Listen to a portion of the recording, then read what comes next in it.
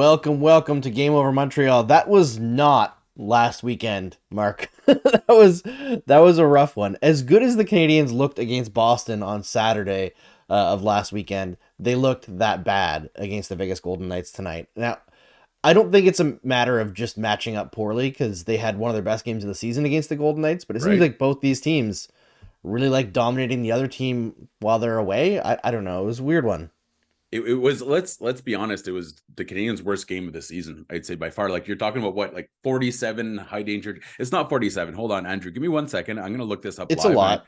It's a lot. It's more than I can 28. count because it's more than my fingers. But yeah, so we're talking about just at 5-on-5, almost 20 high danger shots by the Yeah. Golden Knights, including 11 in the first period. Yeah, it was 28-6 in all situations. High Also, danger yeah. shots, So, yeah. which is the by far the worst the Canadiens have played this season. Like Yeah, not even absolutely. close. Yeah, and I don't think it's a coincidence that Caden Gooley had his worst game in sort of the Habs, but that's not necessarily a bad sign.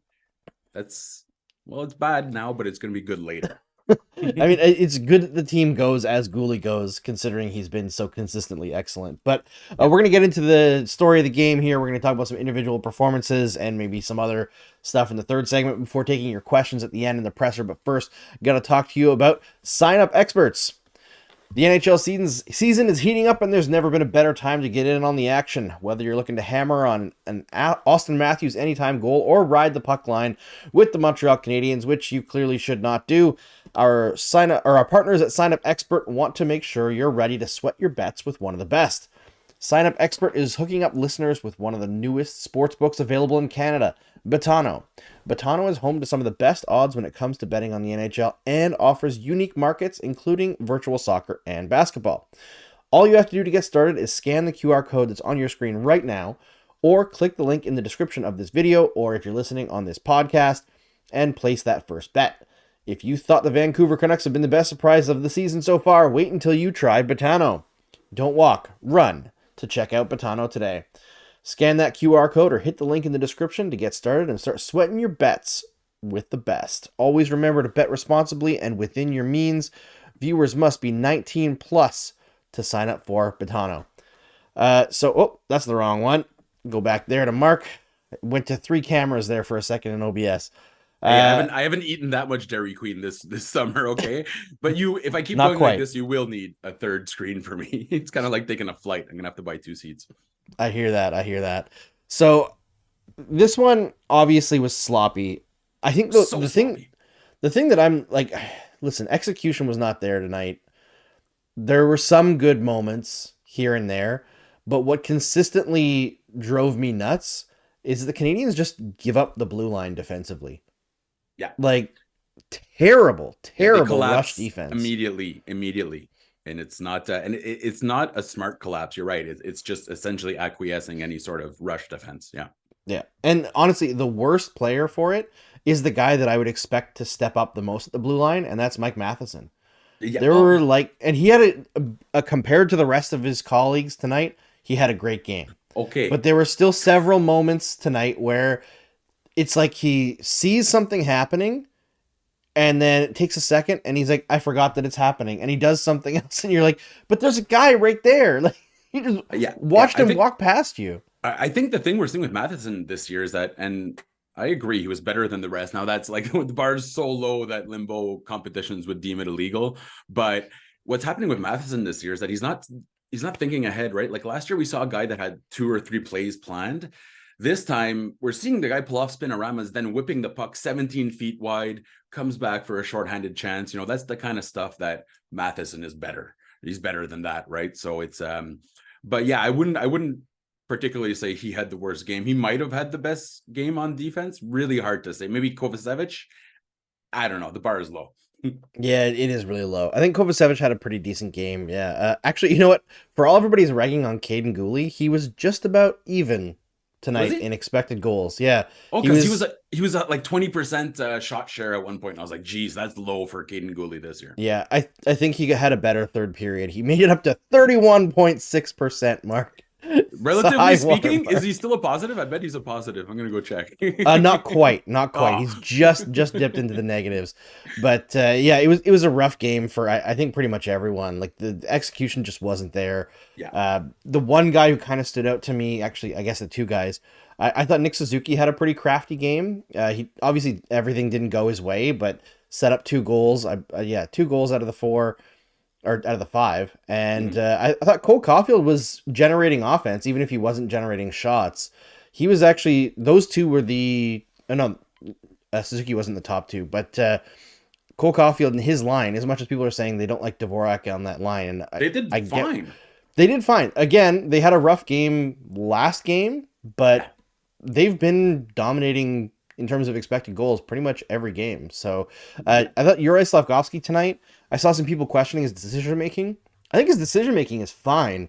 It's just some games the execution isn't there, and tonight was one of those games. Yeah, well, and he was fairly invisible too, right? That's the other Yeah. part. Like, I think you're seeing when Slavkovsky's engaged, for good or bad, you're seeing a lot more of him, and I think that's just what fans want to see, no matter what, right? Because we know now he's going to do his learning in the NHL. It's not ideal, but yeah, it was just kind of a mystery game for Slavkovsky. I mean, until that period, which, let's be honest, that was like, man, that was one of the worst calls I've seen in a while. And I'm going to say this: the refs hate it. Which one? When Which one? the call on Slavkovsky, where Oh yeah, yeah, okay, but yeah. That was here's bad. where he got caught with, Andrew, and referees hate this, but because they don't have the right view, when someone puts their stick in right away, every opponent holds it, right? And it's like Yep. a 50-50 if you're going to get the penalty or not on it, or actually it's probably in favor of the house in this case. So for Vegas, the referees see that though, and they're going to make up for it in another game, completely irrelevant to the Habs. But yeah, that was another fun, as phantom calls go in the last 2 games, I'd say that one wasn't as bad as the Gallagher phantom call. So hey, man, Oh, that was bad. Yeah, Silver that was linings. Hey, bad. and I just want to give a shout out to everyone in the chat. We have all our regulars.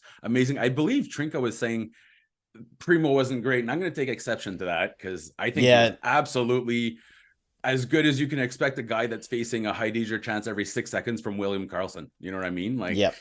He was I fantastic. if GMs are okay, there was a long list of GMs and scouts, and Marc Bergevin was obviously there. And Marc Bergevin is the guy who promised Primo that he'd get that backup job behind Caden Price after 1 year. So maybe he's still interested in fulfilling his promise.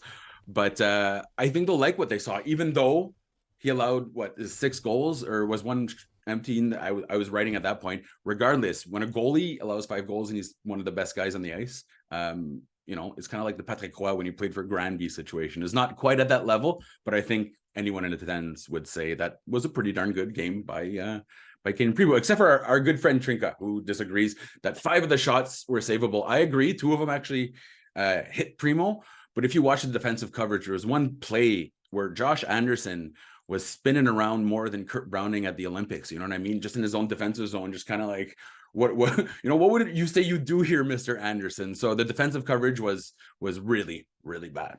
Yeah, and I want to talk about Primo a little bit more in our second segment here, but just going over the game, I noticed we were talking about Slavkovsky. David Darcy says, why does Slav insist on trying the pass? I'm assuming he's referring mostly to that 2-on-1 he had with Cole Caulfield, and I'm with you. Yeah. He needs to act like he did. What was I can't remember what game it was. Oh, it where was he had 7 shots. He had 10 at 5-on-5. It was Yeah, it was like 7. Buffalo. Was it Buffalo? It was a few games ago. My Time has brain lost is all a meaning jumble. to me, if I'm being possible. And also Trinka saying that it wasn't Trinka who said that about Primo. It was against So the Canucks. I just went on at him or at Trinka, he or her or they, and by accident, my bad. But whoever said Primo was bad, I'm out to get you. It was Trizak. It was Trizak. Trinka. Yeah, well, no, it's Triznica. Trizak and Trinka, the two that always get confused. Triznica. Yeah, but yeah, Slav needs to bear down, right? He just needs to shoot endlessly. He needs to be a little bit more selfish. I totally understand going to Caulfield there. I do. But ironically, Andrew, that's exactly the same play that everyone said you have to start shooting on again in that game against Vancouver. It was with Caulfield, and you always pass to Caulfield, right? Yeah, but not like, for Slavkovsky. Shoot. Yeah, just that Vancouver game, like he was taking those shots, right? Yeah. And we need to see. I mean, obviously, not every game from him is going to be that great, right? I know he didn't score that game, but in terms of individual performance, he was doing everything right. But we got to see a little bit more of that selfishness in his game because he can score. We know he can score. We've seen it. Montreal MEFC says dropping under 500. I mean, listen, was always going to happen, right? Okay, a quick aside, not that I ever derail conversations, but has anyone watched Lane Hudson in Boston recently? Because there's this guy called Macklin Celebrini who's playing there, and let's just say he's the exact type of player the Canadians need in their lineup. And I don't know if they're bad enough to be bottom 5 and really get a shot at him, but gee whiz, man, to quote my grandpa there, that's a kid you want working in your barn there, you know. So he's gonna, if Lane Hudson and Celebrini can do that in the NCAA, we can just kind of envision it and maybe put a, what do you call it, a vision board? How does that work? We just need to like vibe it into existence. I can break out the candles again and we can have another seance stream if we need to do that. I don't mind. Well, you know what, with NDG, I'll say this now. Actually, I'm not going to complain. I've had power for like 3 weeks straight now. So don't jinx it. Yeah. Don't jinx it. Yeah. I mean, there's not really that much, I think, to talk about in terms of like the overall flow of the game. It was a really weird, like, it was a terrible game from the Canadians, right? Like, so from Nick Suzuki, I will say this, going back to your earlier point. So he set up those first 2 goals. And did you see a stat posted by Megan Chaika talking about plays basically generating expected goals from passes? And Nick Suzuki's, I think, 3rd in the NHL right now. So that doesn't surprise me. Yeah, and you know who's right behind him? Connor McDavid. And I'm not trying to like that. It goes to show that Connor McDavid's been unlucky, but even with all his points, Nick Suzuki's unlucky to have more points. Like the other night, he set up Anderson perfectly, I don't know, 40 times. Evans on the breakaway. Yep. Like he's really doing a great job creating time and space for his teammates. But we're getting a little bit of Saku Koivuitis there with guys not finishing. Like Newhook was good, but it was his first goal in 13 games. So yeah, I'll say this, Andrew. Today was more evidence to me that even though I've long said that Caulfield and Suzuki should be broken up, I'm starting to say, no, never mind. Go back to having them together in the same line and figure it out. At least that was my impression tonight after seeing the second line in action. And the third line is no longer floating them, right? So like their best line was the 4th line. I think their best line was the Caulfield line still tonight. There was, for like pure chances, but in terms of like impact, defensively as well, right? Because every other line got like blown apart. Absolutely ripped apart. Like, the 4th line was brutal on the defensive end. I think this is like you mentioned Suzuki's been a little bit unlucky. I think Caulfield obviously has as well. Like these guys at even strength have actually been producing really quality chances for the most part all season long. Yeah. And the defensive play has come along by leaps and bounds for both of them. So, I mean, unless these lines start clicking offensively right away here the next couple of games, it is time, I think, to go back. I think it does make them a little bit more effective right now to have them split up because they don't have Doc to shift some more power through the rest of their lineup. And I like the Monahan line, but the Monahan line is very much like a break-even line for me. Yeah. And they can pop a few goals because they're veterans and savvy and they can play good defense, but I don't think they're a dominant. No, and they can't be a line that you depend on every night. No, and it's not fair to, right? If they produce, great. If they don't, there's nothing you do to complain. But I will complain about this. Listen, I love how Brendan Gallagher has been playing. That play at the end of the 3rd, it was the most blatant and dumb penalty Gallagher has taken, I think, in his entire career. But was it dumb if it negates a goal? Well, okay. No, it's just in the sense that there was 0 chance he got away with it. Because it wasn't sneaky. It was interference. It was a double minor high stick. It was hooking and it was tripping all at once. Yep. Like that's amazing. I'm not even mad. I kind of wish they would have just called like 8 minutes on him just to see his reaction. Right? It would have been hilarious. I do wonder, like, I know that they never do, but I feel like the refs should call multiple infractions. That should have been 6 minutes easy. And also didn't they call it tripping on the ice? And then they came back from the penalty box and they said the call on the ice stands 4 minutes for high sticking. Yeah, because they physically cannot admit that they made a mistake, Mark. This is why I got into not an argument, but like a back and forth with Sean from I'm blanking on the last name now. Sean, who we ate poutine with. Sean, I've eaten poutine with a lot of Sean's, buddy. You're gonna have to be a lot more accurate. Who you worked with at the Athletic? He works for a bank now. Oh, yeah. Sean. Yeah, Sean. Yeah, Sean. Awesome, Sean. Anyway, he was saying like, the lines, because I was saying the whole obsession with offside reviews were yes, it's great to get the right call, blah blah blah. But sorry. Yeah, Sean Gordon. That's the one. He's a great guy. My bad, Sean. Like super I amazing know. guy. It's He was just one of the only guys that was like on the that fly. spoke to the younger writers at the Athletic. So good guy. Yeah, he's a fantastic guy. But he was saying that, like, because I was mentioning that they miss calls that are clean entries and call them offside because nobody wants to be the guy that gets it wrong, right? So they're extra cautious at the line ever since the offside review came in. So it's great to say, oh, they get the call right on calling goals back, but how many goals are we missing on clean entries that get called onside? And he was like, oh, like, I bet you it's like high 90% accuracy. Like, yeah, except for they miss a lot of offsides on goals and they miss a lot of icings. I don't think these guys are as wholly accurate as we represent them as. No. And like linesmen are not very great. I'm sorry, they're not the best at their jobs. I know it's a tough job, but we can admit that it's difficult. Same with refs, and give them more supports instead of this ego BS where it's like, call on the ice stands. It wasn't the call on the ice, man. Just say we made the review. There was a high stick on the play that caused bleeding. Therefore, it's 4-minute minor. Like, it's not that hard, man. Just have some humility, but they don't have any. But I will say this: the NHL kind of put them in a bit of a shit situation too, right? Because it's like I'm more on the side of the refs and all this. I almost like tonight. The reason the Habs lost was not the referees. So no, like, and nobody's saying that. Yeah. But the NHL is essentially saying like, hey, yeah, we really trust you guys, except for we know you fuck up every night, so we're gonna give everyone a little voucher here, and they can put your decision on the big screen, embarrass you. If you get it wrong, but if they didn't actually catch you, we'll give them a penalty to be fine. Hey, either you trust your linesman or you don't. You know what I mean? Yeah. This 1 foot out, 1 foot in, 1 foot out stuff is hocus pocus. You know, it's just ridiculous. So yeah, I say go to laser if you want, but really, I think the linesmen in general do a pretty good job, and that's part of the deal. Human error is part of the deal. So just like baseball, if you're going to keep those, you're not going to bring in an umpire and then have a box with lasers in it, right? To figure out your batting zone. Same thing with hockey. Either you go with humans or you go with robots. But this 1 in, 1 out thing, like it's the fastest game on earth. Now let's take 12 minutes. Like, don't worry, you can go to the store, grab a beer, because we're going to pull out our micrometer and figure out whether or not the Zapruder footage is going to tell us if he was offside. It's the worst thing that's happened to hockey in the last 5 years. I'd say, okay, in terms of on ice rules. Is that stupid challenge. Yeah. In terms of changes to the game, it's the worst change they've made since it's what? Because Matt Shine went 75 feet offside like 5 years ago. That's what it was. It's so dumb. It's so dumb. But anyway, we mentioned Cole Caulfield. Montreal MUFC says, not that I agree with some people, but I have started seeing Casper or other ghost references about Caulfield on social media. The last guy who tasted those references was Max. Here's the thing I'm going to say about that, because I've seen it too. A lot of people getting frustrated with Cole Caulfield.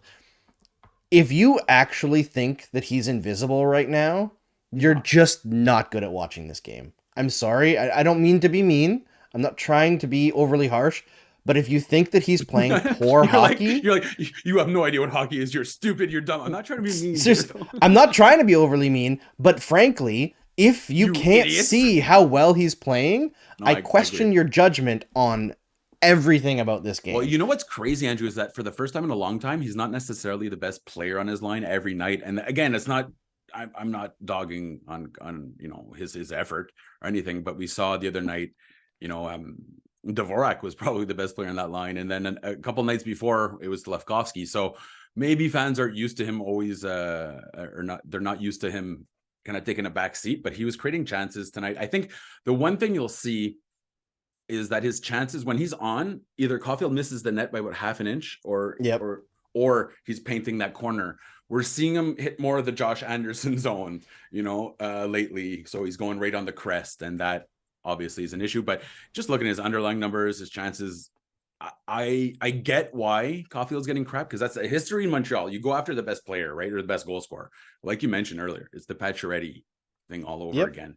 But when you have guys like Slafkovsky and then Anderson and then half of the other lineup that haven't scored in 20 games there, kind of missing the forest for the trees a little bit. But you want to see him score more, and he's making that big money. He's getting his chances. So I agree you want to see him score more often, but I also agree with you that the process has been pretty good. I just agree. Here's the other part that drives me nuts about that. He's not like Brian Giunta, who's like 5 times a game. Could you? Well, yeah. The thing is with Caulfield, it cost them 3 goals. Like, well, anyways. But could you imagine in basketball them being like 4 buckets later, they whistle the play down and they're like, "Hey, you know what? Your toe was on the line. We missed it. So instead of just like fixing the score, we're gonna boom, nothing happened. We're gonna Thanos our way out of this. Like instead of admitting we fucked up, we're gonna penalize you. That's the crazy part. Their mistake ends up penalizing the players. Right. That's why this whole process is just that's so messed up. Kangaroo court madness. It is. Well, did you know there was a point, I think it was in the second period. I was watching on my phone because my oldest was having a meltdown. But the Canadiens had possession in Vegas zone, and a puck was deflected, and it went into the netting, came back down, and 3 different Canadiens players motioned like, hey, it was over, and the refs were like, play on, play on, play on. So in that situation, say the Canadiens score. Yeah. And Vegas tells them, hey, the puck went out. Because that has been reviewed before. I don't think it's technically reviewable, but it has been reviewed before. If a ref ignores the scoring team saying, hey, it went out, and then that team scores, and they take that goal back, I feel like all the refs should just be fired. Like that day. I don't think you should be able to call the goal back either. If they told you that it was out, I like that. just pack your bags, go home. Like, it's terrible. Yeah, no, absolutely. And I think the funny thing is that anytime you mention it to any other fan base, they're like, oh yeah, us too, like and it's not even always against the Habs. That's the thing. We have so many examples of like terrible calls. You know what? Tonight, I thought that the Mark Stone thing, like technically you could call that hooking technically by the book, but that was great defense on Nick Suzuki. Suzuki made it look worse than it was because he slashed him too. He slashed him too. He slashed down on his stick. That is the stick check in hockey. I've done it 10,000 times. No, because this is the way they call it now in the league. Legitimate playing hockey, but that being said, going down from the top is no longer legitimate. He was like, if you go up from below, that's a stick check. That's a stick check. No. But stick check can be on the blade or from underneath, but if you go over top onto the shaft of the stick, that's technically slashing now. But that's always been a stick check, right? I've never heard that before where it became a slasher. It's never been a slash in the history of my life. But anyways, all this to say is that it goes both ways, right? Yes. And it's not just a Montreal Canadiens issue. It goes with the amount of zone time the Vegas Golden Knights had tonight. They could have had 35 power plays. Oh yeah, at least easily. At least. And again, like when I'm thinking about the goals, I feel like Primo maybe again 2 of them, maybe he got a chunk of them. But the Habs were like they had the intensity of a frozen bag of carrots there tonight in the defensive zone. Yeah. All right. Make sure that you like and subscribe here. It really helps us grow. If you really want to help us, you can take the link for the stream tonight, throw it on your favorite social media, share it right now, get some more people in here, have some more fun. Let's talk about some individual performances. We kind of talked on Primo. I want to talk about Josh Anderson a little bit because I want to root for this guy. Is it going to be good? Is it? No, it's not. I want to root for him because he's working hard. He's getting chances, but he's so hard to root for when you watch him closely because he just has such tunnel vision. And like there was one moment in the game, I think it was the first period, where he made 3 excellent defensive breakups. And each time he immediately threw the puck away right to a Vegas Golden Knights player in a worse position than it was in before. It's absolutely. Bro, can't you just stop for literally 0.01 seconds and put the puck in the right spot? Then he had that rush. He had a 3-on-1 with, I think it was Newhook, and Barron was coming up as the trailer. Barron smacking his stick on the ice saying, like, I'm coming, I'm right behind you, I can be here for support. And he tries to force the play and put an area pass in front. Was way too far ahead, turned into nothing. And I want him to get some goal scoring going here because I feel like he doesn't deserve, like, he's been better than what his stats show, but he's so frustrating for me to watch that I don't want him afforded the opportunities anymore either. I am actually the other way around. Like for the longest time, I'm like, hey man, it makes sense. He's getting those chances. Now I'm like, hey, listen, it's great to be like what Martin St. Louis is doing right now. There's no other player I think in the entire league that has a lower actual goals compared to expected goals, right? Nobody yet. No. And so it makes sense, right? He's the only guy who has over 5 expected goals with 0 goals. Yeah, exactly. So it makes sense. He is due, but you can't, to me, it's not the chances. It's his play in the defensive zone. That's just like, again, you're like just confusingly spinning. Did you ever see the seals that just kind of spin around there, like when they're sunbathing? That's what Josh Anderson does in his own zone. He spins around like a sunbathing seal. Okay, so it's just like that's not acceptable by any means. And I'll add on to what you said. He had actually a really nice zone entry at one point. He had a clear lane to cut out, but he decided to do a backhanded flip pass to attempt to go through 3 guys. Guess what happened, Andrew? Turnover. Oh yeah, definitely big old turnover. So he's at the point where it's all in here now, and it's not just a matter of him getting unlucky. Now he's starting to make a really dumb decision. So hey man, listen, I get the love for Anderson. He's been a good player for them, but it's time to give, like, if you're Jesse Ylönen and you get 2 goals in your 12 minutes you've gotten all year, and you look at this guy, he's getting power play time and he's getting top minutes, and you're like, oh, okay, cool. Like this is very normal that I outproduced him in about 3 minutes tonight, and he's still going to get more minutes. So I think Martin St. Louis done an admirable job, but it's admirable job, but it's time to just basically kind of put him in the third line, no power play. If he starts going, but is becoming detrimental to the team. Yeah, and this is the problem with Anderson, right? Is he tanks lines defensively, and if you're putting him on a higher line in order to get him going, you are harming your ability to line match. Yeah, so you kind of have to hide him, and it's with tough Suzuki, to hide a let's guy. be honest, Suzuki's covering all his mistakes right now. That's big time. If it wasn't for Suzuki, it's like, okay, they had a 50% goal share tonight, or shot share. I'm so surprised because of the turnovers again created by Anderson. But Kay brings up a good point here. He's taken up the Jonathan Drouin snake bitten mantle. So there's got to be one, right? It was like from Victor Mete to Jonathan Drouin. Like, here's the torch, be it yours to hold it high. See, and I was gonna be meaner than that and say he was like the new Mike Hoffman. Well, hey, Mike Hoffman just scored, so this is true. I mean, Mike Hoffman, I think overall is a better goal scorer than Josh Anderson, because he can score in a couple different ways. He can laser it. He can, one time it a little. Anderson's a very one note goal scorer, and I feel like he doesn't really necessarily even have a great shot.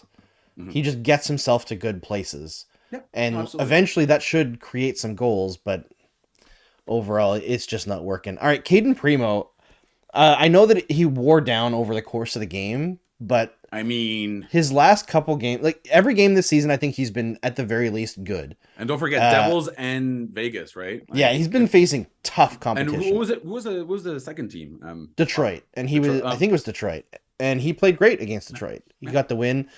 He's been more confident than I've seen him in the NHL at any point. Probably more confident than he's been in most of his AHL games, except for that final run. His body language is telling you that, hey man, he might be ready for that next step, right? Yeah. And the amount of backdoor plays that Vegas completed tonight, that backdoor pass was open all night. They were feeding, like, the amount of rush chances. I actually think the expected goals were undercounted. Like, if Primo was even slightly off his game, there could have been 8 or 9 goals tonight. I'm not in the first period. Seriously. From William Karlsson only. Yeah, like, it was bad. They were not good defensively tonight at all. Absolutely. And okay, so, Mathieu Barrette is saying Anderson's close to entering Scott Gomez territory. No, but here's the thing. Scott Gomez actually did good stuff when he wasn't scoring. He actually did controlled exits and controlled entries. He held the puck. His team outshot opponents. Yeah, he had the scoring touch of a young Marc Dumont in high school, but the thing is that he actually did other good things on the ice. Anderson, again, just a spinning seal, right? So, and one thing I'll to just kind of put a fine point on my argument from 14 minutes ago, who did they put on the ice when they pulled the goalie? He was out there, right? He ended up putting Josh Anderson. Well, actually, I do believe Newhook's the one that came on, but still, Anderson was on, and Jesse Ylönen was sitting on the bench. And listen, I love Martin St. Louis' idea of getting people going, but you can't punish the guys that are playing well, because Captain No Goals over here needs to get on the ice. So, eventually players will get sick of it.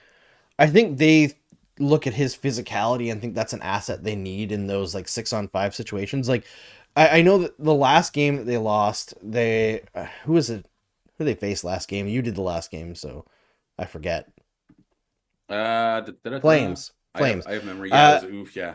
I caught the end of that game. I didn't catch the first 2 periods, but when they had the goalie pulled in that game, they lost the faceoff in Detroit's zone, and Anderson like blitzed through 3 guys and recovered that puck and kind of stopped it from being an easy empty net goal. And I was like, okay, I understand Yeah. when you see that play why he's out there, Mhm. but you've got like there's just got to be more brought to the table than what Josh Anderson brings, more complementary skills to justify having him out in those scenarios because the Yeah. goals aren't happening.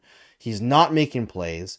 So if all he can do is win the puck, and then once he wins the puck, he can't do anything interesting with it or effective with it, what's the point of winning the puck? Did you see a guy tonight in the fourth line that won the puck and that did something really good with it? Like that's, a guy like Udinen can still win puck battles. That's the part that I don't understand. Like if you look at the power play goals too recently, Andrew Anderson's there, but again, it's like what would you say you do here, sir? Like what's your actual job in the power play? He's just kind of looking around. The other night, I forgot who scored, but it was a Suzuki pass. Actually, no, it hit the crossbar. And Anderson he was in the slot and he went for a full slap shot. Just fuck it. Like Happy Gilmore. Here we go. Whiffed on it like by a country mile. And it went, I believe Slavkovsky ended up getting the shot. And no one mentioned it just because I think everyone's kind of like, oh man, that is like awkwardly bad. So it's gotten to the point it's no longer bad luck. He's just not playing well. And hey man, it should be a meritocracy to some point.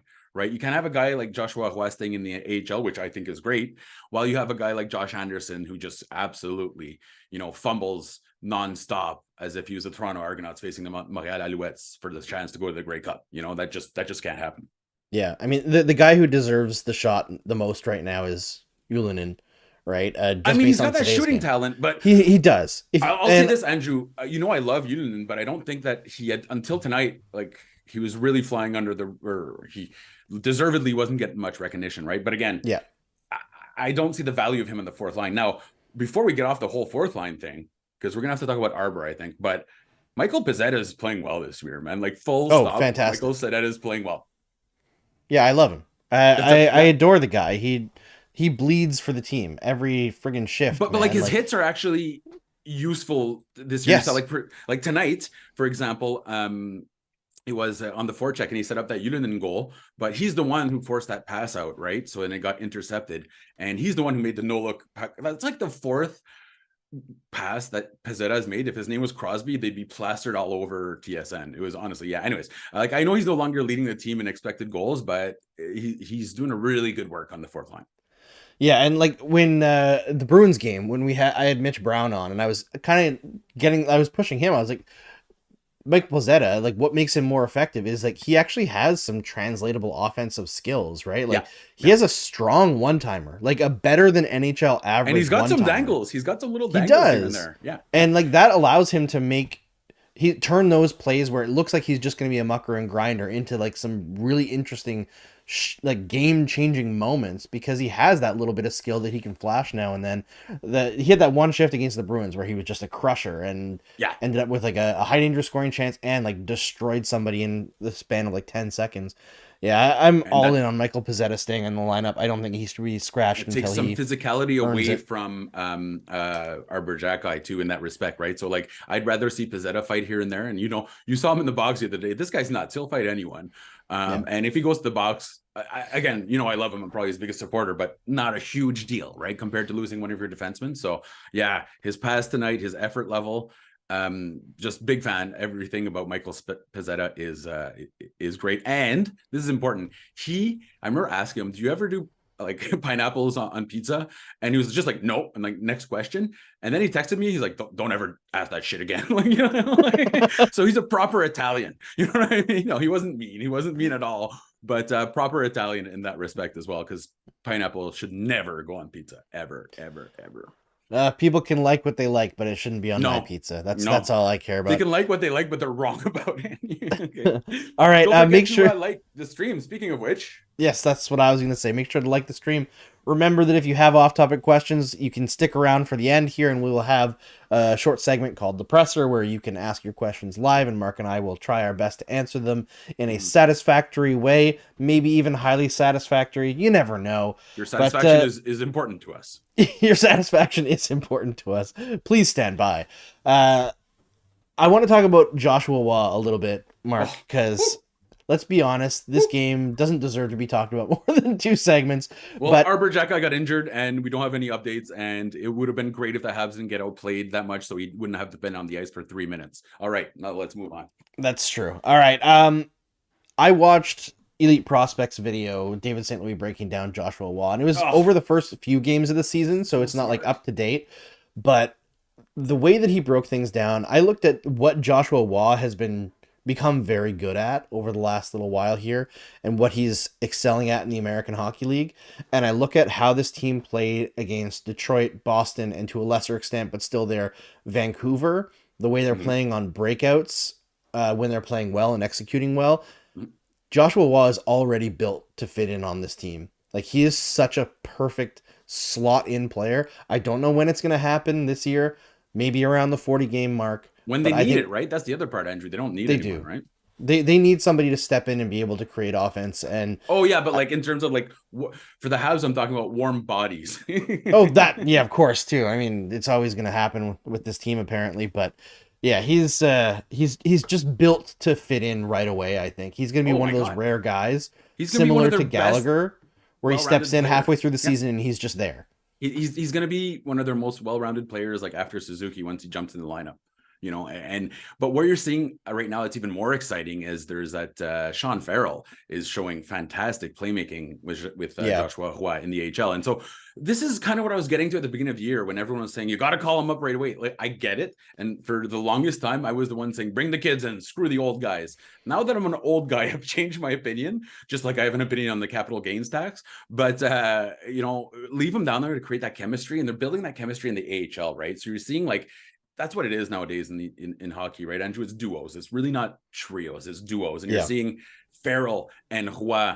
Brandon Gignac has also been very good, but so we're seeing for the first time in a long time legitimate Habs prospects leading the charge in the AHL. You're seeing Logan Mailloux, 3 goals, 7 assists, 5. Either way, still tire fire in his own zone, but I think he's taken the 3rd most shots of all defensemen in the AHL. You know what I mean? So we're seeing a guy, Jakub Dobesh, having a hard time finding his rhythm, but he's starting to make those nice saves. So the growing pains in Laval right now, to me, are amazing, Andrew. This is what I want to see, because like you always had a JSD. He wasn't just an idiot. He was a useless player for the Habs, right? Because he was never going to get a call up.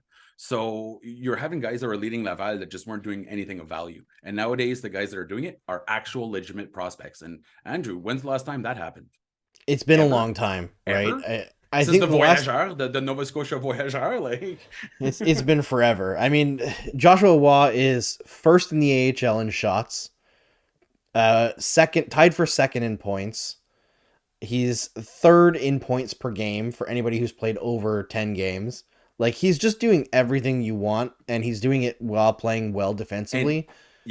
And Andrew, what if you go back and you see his goals? Okay, his first goal, did you see it? The first first game, cuts to the middle of the ice. His second goal cuts to the middle of the ice. His third goal cuts to the middle of the ice.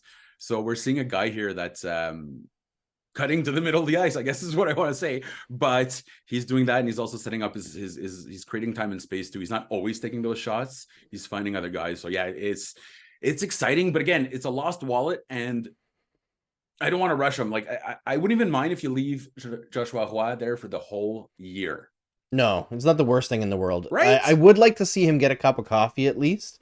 Maybe like the last few games of the year, just to say like, hey, we know you earned your way up here. Sure. Like, if he can maintain even a point per game in the American Hockey League, if he loses a lot of steam and goes around a point per game, that's an absolutely stellar season for a 20-year-old. Oh, God, yeah. Oh, absolutely. And again, he's a 5th round pick, Andrew. Like, yeah, this is found money. This is Brendan Gallagher territory.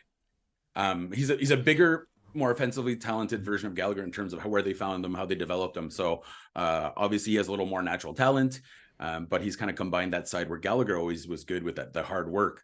And he's smart. You can see his vision on the ice. He's very smart. Also, there's guys like Xavier Simoneau that are there, but you look at them and you're like, hey man, like I love Xavier Simoneau. I just don't think he'll ever make an impact in the NHL, right? But Joshua Roy, as you said, right now, you like drag and drop, and Anderson come débarrasse Callis, and then you just drop Roy there, and I think the Habs are scoring a lot more goals. Yeah, I have a feeling if they can find a trading partner for Josh Anderson, if he gets on a little heater at some point and they move him at like the deadline, if you replace Josh Anderson with Joshua Waugh, Oh, trade defensively, just Josh for defensively. Oh my Josh, God. it's going to be a big difference. It's like adding Jacques Martin to your defensive coaching squad there, like immediately. But again, we're talking about a guy who I just don't think has like that game breaking talent that you have to force him in right away. So let him cook, but yeah, get him his minutes. But a nice full year, kind of like they did with number 76, PK Subban. Although that was a mistake. They didn't need to he put went him on to down win the there. Norris Trophy, and he's one of the best defensemen in Canadiens history. Yeah, I know. Was it a mistake? They could have been a better team if they just called him up because they earlier. had Mr. Molasses there. What was his name there? The Swedish Hal tree, Gill? where literally he skated like a tree there. Douglas Murray, wasn't he there at that time? No, that was later.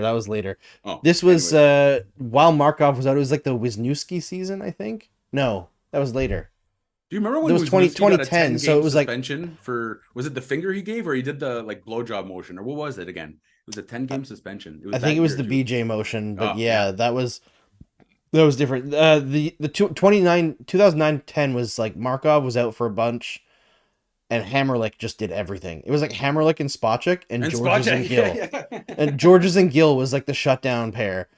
And that was not a great defense core. They should have just called up PK. But it just goes to show, like, and I agree with you, Andrew. Especially at the time, I was saying, like, bring him up. Come on, you see that he's doing great in the AHL. But the thing is that the Habs were trying to compete at that point, right? So it made sense to bring up a guy that's going to improve your overall team. Nowadays, you don't have that pressure. No. There's I'm not making that comparison with Waugh. No, and that's what I'm saying. But the reason why I am not as worried, or I'm kind of flip flopping here a little bit, is that I just don't see, like, he will make the Habs better. And as fun as this start has been, as fun as, like, there's good vibes in the rebuild, the Habs are not a good team, and they really need another top 5 pick. So yeah, Joshua Roy is, and this, maybe I'm exaggerating, but he can make enough an impact to make the team better. And you don't need that right now. But as someone mentioned, who was it, after the trade deadline? Yeah. So once you move guys like Pearson, if he starts playing a little bit better, he's not playing that bad, but I think there would be a market for Pearson, like right now. Like it just wouldn't be a huge return, right? Yeah, it wouldn't be, and I think that's what it's going to be at the deadline anyway. I think everybody knows essentially at this point in the career what Pearson is. He's a depth guy who can not. But you want him on your third line. He won't hurt your third line. Won't hurt your fourth line for a short period of time. He won't hurt your second line. He does really smart things. I just like him. You know, he's just a likable dude, good teammate. All that good stuff. All right, let's get your questions in, friends. If you're still watching the stream and you want to ask Mark and I some questions, there's lots of stuff that you can ask us about. You can ask us personal stuff or hockey stuff. Doesn't really matter. Actually, you know what? While you're getting your questions in, I was going to tell a quick story. I debated with myself whether or not I was going to do this because you never know how much personal stuff you want to air online. I'm not going to post any names or anything, but this Monday... obviously, this weekend was a back-to-back on games days where I host Game Over in the morning. I wake up and everything, but I'm kind of like a zombie from the short sleep. So, like, Kish drives the car as we drop the kids off, and I'm there, but I'm mostly, like, snoozing. Mm-hmm. And we were dropping off Miles at daycare. I had already dropped off Dylan. I was kind of sitting in the front seat with my toque down over my eyes, blocking out the sun. It was a sunny morning. And I just saw my wife talking to another parent from the daycare while holding Miles. And I was like, okay, they're just chatting. And then she dropped off Miles, came back after, and burst out crying in the car. And I was like, what the hell is going on? Turns out this guy who's like 6'4", my wife is like 5'1", maybe, while holding her child, cornered her in the parking lot and started talking about how she's a child abuser because Miles wears pink pants and sometimes he wears leggings, or he'll throw on like a princess dress or a witch costume because he likes them, or he dresses as Ghost Spider, who's a female character. And he's like, you're forcing your beliefs on this child. You need to read this book called The Engulfing Mother about narcissistic mothers. You spent the night in jail, right? Because that's how I would have. That's how it would have. Yeah. He was gone by the time I knew what was going on. Was he another parent, or was he just a random another parent at the daycare? With child's genitalia walking on the street. Another parent at the daycare, and insinuated that like all the other parents thought the same thing, that we were abusing our child. And I was like, listen, here's the deal. Miles likes Avengers. He likes Transformers. He likes big trucks. He also likes rainbows and unicorns and princesses because he's a 3-year-old and that's they're awesome. entirely Those things are fucking awesome. normal. And we let him dress the way he wants to dress. If you've ever had a 3-year-old and you're trying to get them dressed in the morning, you will know you can't actually force them to wear anything. They will wear what they want to wear. Mhm. It's like not a fight worth taking. So we let him dress the way he wants to dress. It doesn't matter. And I was honestly shocked. I feel like people react to transphobes in the same way that transphobes react to trans people. They're like, well, listen, I knew you existed, but I never thought you'd be near me. Yeah. And it was And especially really frustrating. And I'm not trying to take anything away from Kish because I'm pretty sure she's a lot more stable than you and I are. Just like she'd probably be able to take us out, even though she's much smaller, But just the fact that you're going to corner someone that you're a foot taller than, and then okay, well, you know what, Andrew, it's good that I was not there. Let's put it that I know, way. because you'd be in jail and I would be too. But the thing is, I would have been like, never...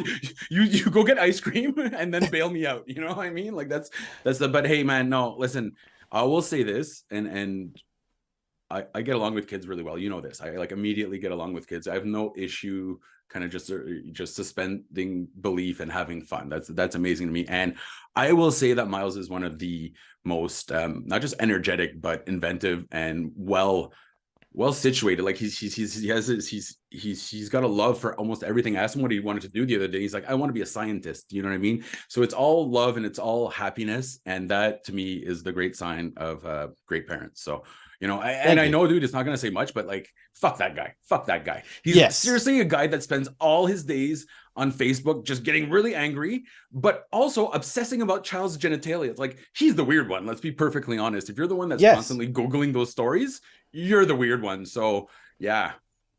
Jack Colburn says, man, proudly transphobic. Agreed. Proudly transphobic. There you go. Yeah, and like obviously, exactly. As soon as I got Kish calmed down, I went into the daycare to talk to the daycare director, right? And this is unacceptable. Well, also that's like a physical intimidation, right? Like that's 100%. With it's a threat. The child there, like it was 100%. It would never have happened if I was there. There's zero chance he would have approached. Okay, but hold on. Was this the parent of someone or the parent of someone in the daycare? Yeah. Oh, so he's still around, eh? Okay. He is still around.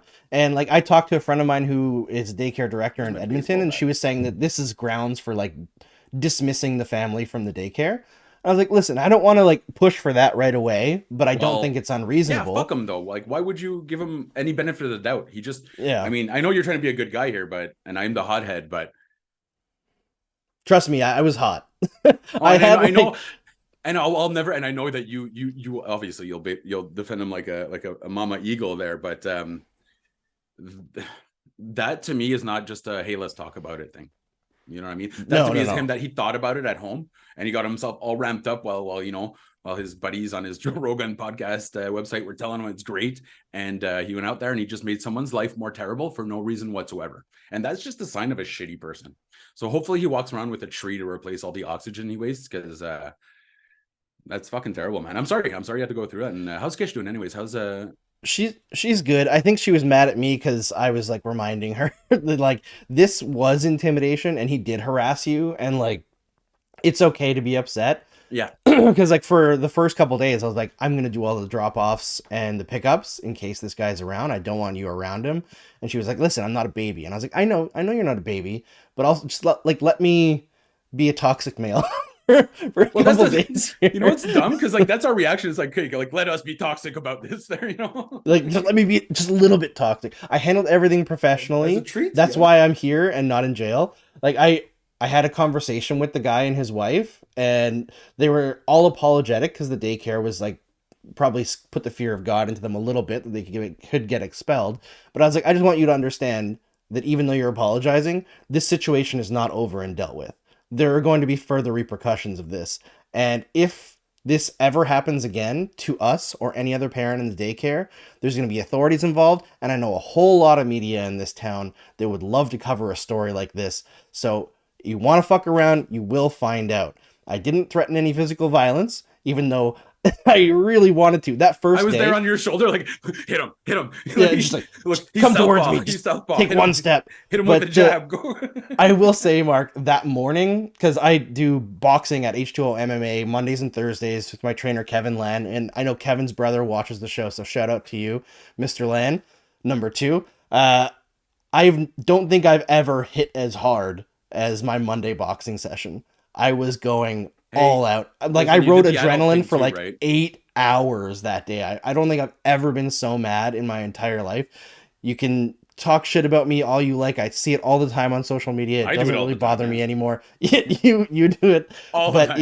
if you come But your between son too, eh? my kids and my wife, it will be handled. I'll say this: So you're a better man than I, because I would have just absolutely immediately lost my mind, and then father's in jail, and all that fun stuff. But how and real quick, how's Miles doing? Did he register any of this, or did he just we register don't that mommy wasn't very happy? we don't know, but overall, like, nothing's really changed for him. Okay. He seems to still be happy. No, he's a beautiful What kid who loves life. Yeah. And if What made anyone me has an extra issue with mad, that, Mark, is I that would be morning during breakfast, he was wearing pink pants with like rainbows and unicorns on gives a them. shit. And the whole breakfast, he was talking about how excited he was to show his friends his Oh, and pants. then And then that happens, and I was like, I swear to God, if he all of a sudden doesn't want to wear what he likes, I'm going to be so mad. no, But you guys have created. we such a asked him comfortable- after yeah. when we picked him up, because I picked him up early that day because I just wanted to hang out with him. Mhm. And I was like, hey, did you show your friends your pants? He was like, yeah, they all loved it. I was like, which is Hell I yeah, was so kid. expecting that. So you have the adult who freaks out about. But Andrew, did you know until about 100 years ago, pink was a boy's color and blue Yep. was a girl's color? yep. It's Imagine almost getting- like colors don't have genders. Imagine There's getting no well, here- dicks or vaginas on colors. But here's the fun. Okay, and I don't. It doesn't always click. But I often wear my trans hoodie, right? Because again, I have like the most straight white dude. You know, like I got. And I think, isn't this week Trans like Visibility Week?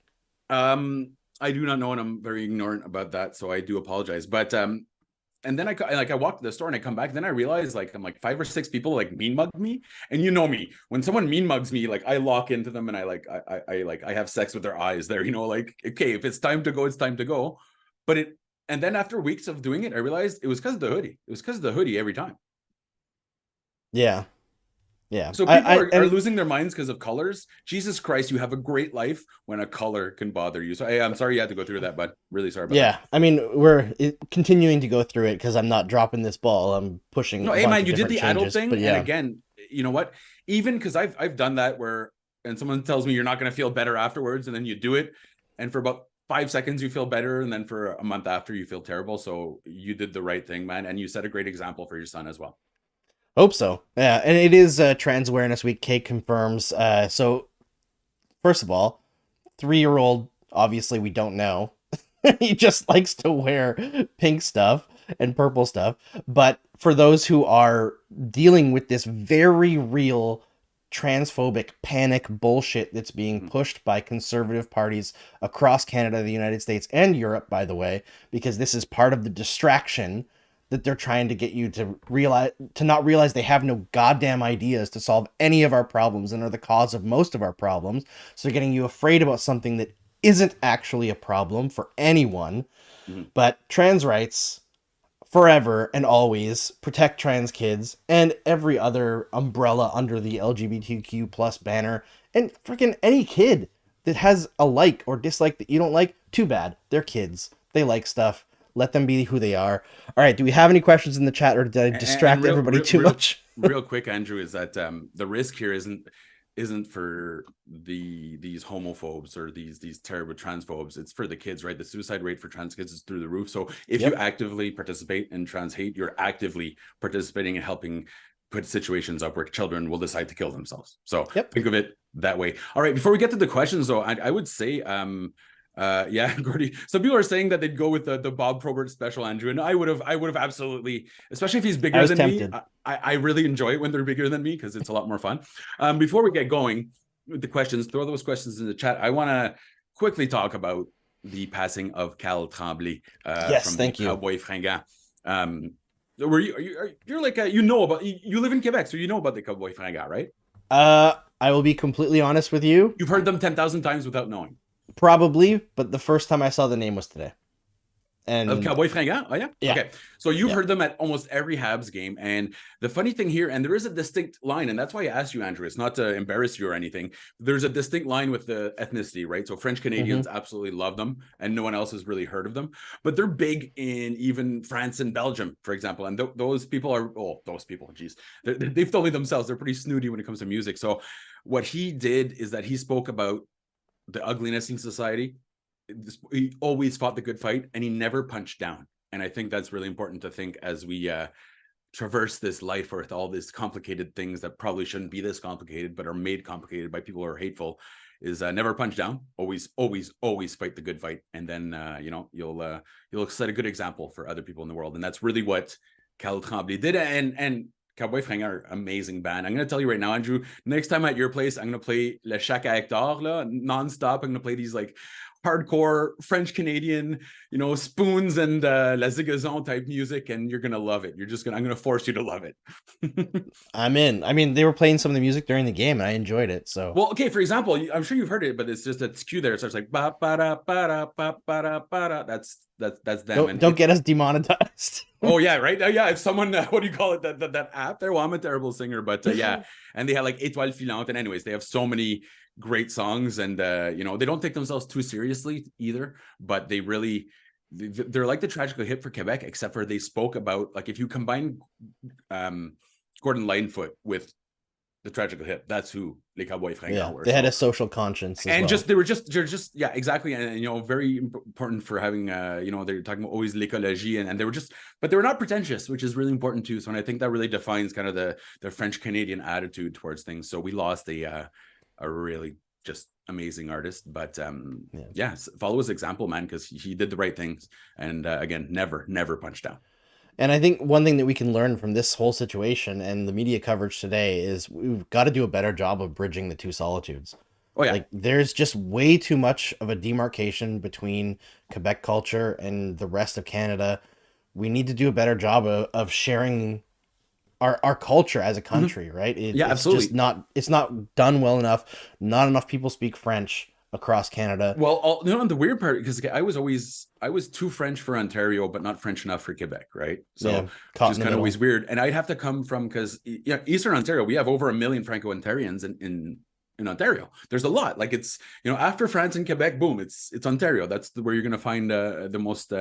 Actually, no, it'd probably be several countries in Africa. But anyways, I actually always had to go to Quebec, to Montreal, to watch their shows and whatnot. So I was getting like my culture fix from going to Montreal and watching Jean Leloup or Les Cowboys Fringants or Les Trois Accords. So yeah, it's funny that it's a bilingual city, but I had to go to the next province to get my little dose of French culture. But at the same time, it was all English TV, right? So I'm all over the map. I hear that. I want to speak French well enough to just watch like Tout le monde en parle, like. You know what? That's pretty good. Just be involved. You know what you have to do? Follow Pierre Houd's example, because this guy has taught tons of immigrants to speak French, and I'm not joking here. It's the same thing as like when Seinfeld would teach immigrants to speak English. Listen to Pierre Houd, and he has the best French, because it's not pretentious, but he's just concise, and he's got great vocabulary. Pierre Houd is the way to go, and he's a consummate professional. Ryan Dodd's got a good question in the chat here. Yeah, there was a few asking the same thing. So we'll answer just a couple because we went super long here. But Ryan Dodd and a few other people also asked, what defenseman do you call up if Xhekaj misses time and Harris obviously can't go? It's Struble. It's immediately. It has to be Struble. And it's not just because of the style of play. It's because Struble has been the best defenseman in Laval too. Yeah, unmerited has to be Struble. Yeah. I mean, he's suspended right now, but I think you could actually call up a guy who's suspended, eh? Yeah. Oh, he came off the bench after, who was it? Some dude / Brady Keeper, and it was pretty dumb. Like, the game was over and just two-handed him. And so how long is he suspended? 3 games, because he came off the bench. But Struble, speaking of bullying people there, he fed him his lunch there. He was it was I remember asking Madison, who used to be his coach at Northeastern, and I was like, well, he's strong, right? He's like, no, he's a specimen. I'm like, what do you mean here? He's like, he's the guy that in Greek times you get him to sit down, and you would make a statue out of granite out of this guy there. So yeah, he's a physical specimen, as they always said. He's just so strong, but he's also underrated offensively, and he's been great for the Laval Rocket. Like, William Trudeau's been disappointing. Matthias Norlinder's been disappointing. Logan Mailloux again can't identify his goalie from a police lineup, so yeah, it's got to be Struble. It's got to be. What about Baudin? You know, I just at this point, and it's funny because I just ranted about keeping Roy down. I feel like Baudin is kind of just a little too old and a little not part of the plan. So he's the Xavier Ouellet situation. Yeah, and if you're gonna, if you want to keep the development going, perfect, call him up. But if not, you know, yeah, you call him up. Kind of like you'd call Elias Anderson up to avoid calling up Roy, but not on merit. Not on merit. Yeah, 100%. All right, there was another question here. Now I've lost it. Let's see here. Okay, Trinka mentions this, and this is funny because real quick, it says grandfathers grew up in Montreal, huge Habs fans, but they were English. Mute the game and put the radio on, and that's exactly how my grandfather used to watch Habs games because he knew he was a Leafs fan. My grandmother was a Detroit fan. My brother was a Chicago fan. My other one was a Boston fan. I ended up being a Habs fan, and that's exactly what they did it. And it just, I don't know, but it just reminded me of that amazing picture of his huge radio that he had on his counter. So thank you for mentioning the grandfather thing, Trinka. That was a great memory. Yeah, I can't find the comment, but somebody asked if there's a Habs trade before the new year and who's going. I think it's Primo. Based here's on the thing, Andrew. play, Nobody's gonna. I would rather trade Allen right now, but you're never gonna trade. You got an extra year. You're not gonna. No, that's not gonna. It's happen way more difficult to move under the flat cap, so I think it's gonna be Primo. I don't know where he's gonna go. Retain, right? That's what you have to do. Yeah. But then they're out of retaining slots too if they do that. Yeah, but here's the thing. Who gives a shit, right? That's not the worst thing in the world, is it? I actually don't mind the idea. Like, unless you want to retain on. I agree with you that it might prevent something in the future, but I rather have the team that uses all three than the team that uses none to their advantage. You know what I mean? Like, true. Yeah, you're kind of hitting the Marc Bergevin, like, look at all my cap space. Well, it's gonna go away. That's the thing. It's an expiring asset. So yeah, I wouldn't worry about that. But it's gonna be Primo, and it's not gonna be for a lot, man. I will say one of the biggest flaws, and someone mentioned if Anderson if they got offered a first round pick for Anderson, they did. It wasn't as good. I believe it was Thomas that mentioned it. Wasn't as good as some may think. Really, the biggest ones they're talking about was with the Flames, and it was more like a prospect and like a decent pick. Okay, so like let's say second and like a B+ guy, but they'll still end up getting value for Anderson, just not even remotely close. And same thing with Primo, man. Like they're not gonna get. And I get why he does this. Kent Hughes keeping last year, he kept Dandanov in the lineup the entire time, trying to get him.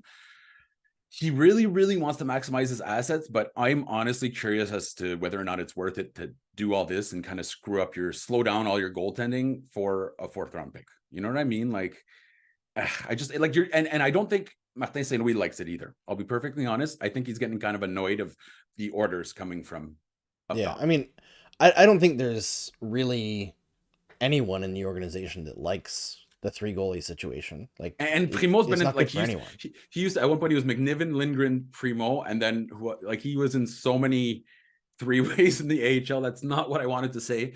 He was in. Was he now, Mark? Tell us more. Wet and Wild in Laval. You know, like you know what happens in Rochester moves out, and and people videotape it. But no, the guys hate having to share the net right now. And if you're Samuel Montembeault talking about a extension, and it's like he's not even getting the backup spot when Primo's starting. So I don't know. Allen's probably not happy either. So it's about time. Like I look forward to next year when Kent Hughes kind of stops forcing St. Louis, for example, to play guys like Slavkovsky when he's not ready. I know things have been better lately, but last year that was clearly the case. Keeping guys like Danov in the second line, keeping guys like Anderson. Now, Anderson might be a St. Louis choice, but there's been a lot of calls coming up from inside the house, but unfortunately, they're not the right decisions. Yeah, and I mean, the sooner the Canadiens can get out of the we have to play this guy to get value for him situation, the better for the club, right? But I guess while they're still rebuilding, it doesn't really matter that much. But overall, I think we're all just kind of tired of it. Yeah, and I think the players get tired of it because it's true as the whole idea of meritocracy. And Thomas mentions Pornhub is located in Montreal. My good friend works for Pornhub. Jay Zito used to do that, right? Oh, well, there you go. I don't know if he still does or not, but either way, I think that's all from us tonight. On that everyone. Pornhub note, we're gonna once we start talking about that, it's time to end the show. Thanks everyone for joining us here tonight, and thanks Mark for coming on with me. And we'll see you next time. I believe it's next game Saturday. Bye, as Claire. per usual. It's we're both on together Yeah, again, absolutely. Mark, I think, against but the Bruins. yeah, absolutely. And then we have to actually talk to you about scheduling for the other games because some names got moved around. We'll talk about that once we're off We'll the air. figure it out. But thank you to everyone for joining us. Honestly, we're so lucky to have a great community like this. We always add people to our streams too, which is really cool.